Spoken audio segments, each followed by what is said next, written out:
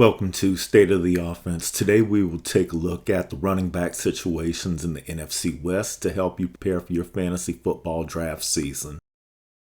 James Conner is the clear-cut starting running back in Arizona with no real competition on the depth chart. Last year, Conner played 663 snaps and graded at a 77. Cardinals' quarterback situation and other skill position talent is up in the air compared to 2022. Kyler Murray's return from his ACL injury is still undetermined. The offensive line is below average, and DeAndre Hopkins was released in the offseason. Conner's efficiency may be limited due to lack of talent around him, but his volume should be fine.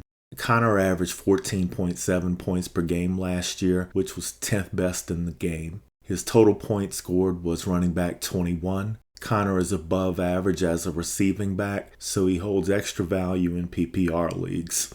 Drafters are taking Conner between the running backs 20 and 22 spots, and his overall ADP is between 54 and 57. The 5th round price tag is a little steep for me. Yahoo ranks James Conner as their running back 23, but their number 56 player overall.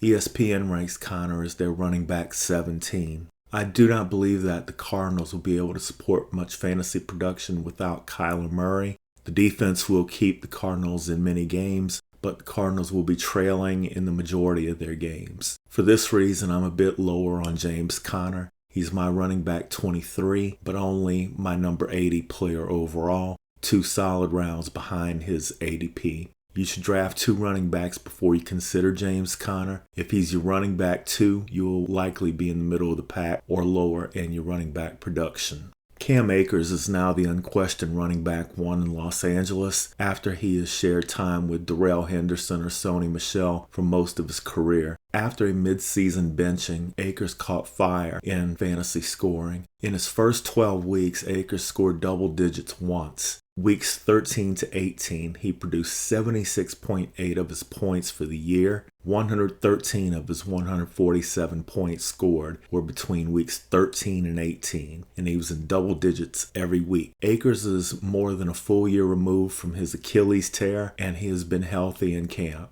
Akers will not be featured much in the passing game, but he should get almost all the carries in the offense. In fantasy, Akers scored 10.3 points per game and ranked as the running back 31 in total points and the running back 30 in average points scored. Most drafters are higher on him than what he produced last year. He's going as the running back 21 on Yahoo and the running back 25 on ESPN. He's going 53rd overall on Yahoo and 70th overall on ESPN.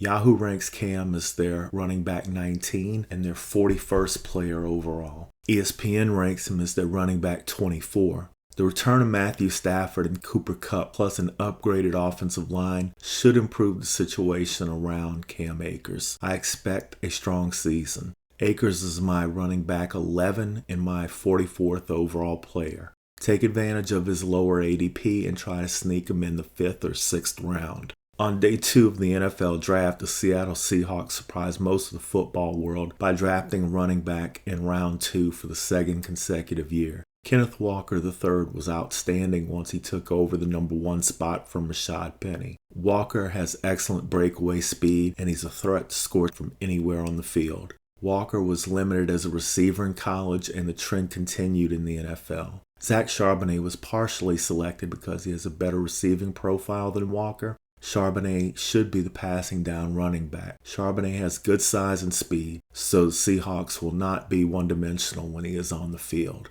The split of the workload will devalue Walker some. The key for the Seahawks running back in fantasy will be who gets the goal line carries. If it is Charbonnet, many Kenneth Walker fans will be very disappointed. Last year, Kenneth Walker averaged 14.6 points per game, which was 12th best in the league. Walker was also the running back 13 in total points scored. Drafters seem to be aware enough of the Charbonnet effect to drop Walker on their draft boards. Walker is going as the running back 17 on Yahoo and the running back 19 on ESPN. His ADP is 42 on Yahoo and 53 on ESPN. Yahoo is ranking Walker as their running back 18 and their player 40 overall. ESPN ranks Walker as their running back 16. I believe that Walker may even get outscored by Zach Charbonnet this season in PPR formats. Zach Charbonnet is getting drafted as the running back 41 or 42, and his ADP is between 122 and 139. The 11th to 12th round is outstanding value for Zach Charbonnet. Yahoo ranks Charbonnet as their running back 39 and their player 102 overall. ESPN ranks him as their running back 40. Charbonnet is one of the top 5 backup running backs in the NFL now. I rank him as my running back 36 and my player 114. Kenneth Walker is going to see a drop in usage unless he improves drastically in the passing game. Walker is my running back 22 and my 78 player. In limited action over 2 seasons, Elijah Mitchell has been productive. He has sub 4.40 speed and he averaged 6.2 yards per carry last year.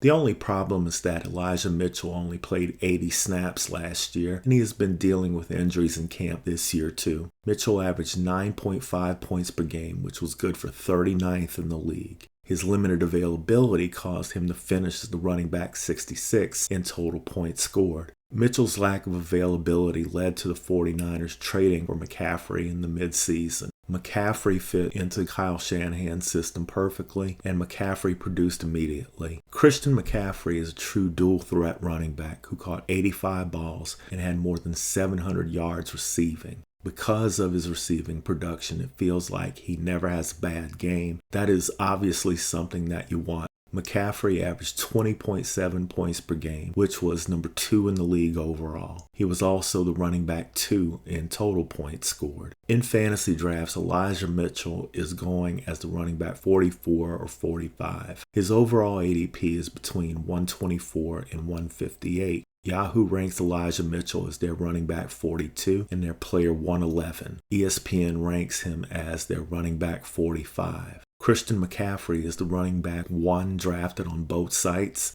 Yahoo ranks McCaffrey as their running back 1 and their number 2 player overall. ESPN ranks McCaffrey as their running back 2. A full year of Brock Purdy and Christian McCaffrey in this offense should produce an even more favorable situation in San Francisco. The improvement of Brandon Ayuk to join Debo and Kittle makes San Francisco a potentially elite offense. I'm not high on Elijah Mitchell because of his injury history. He is only my running back 62, and I recommend not drafting him. Christian McCaffrey is my running back 1 and my number 9 player overall. If you rank McCaffrey higher than number 9, I get it, but running back production and running back injury concerns make me want to secure other positions more in the first round.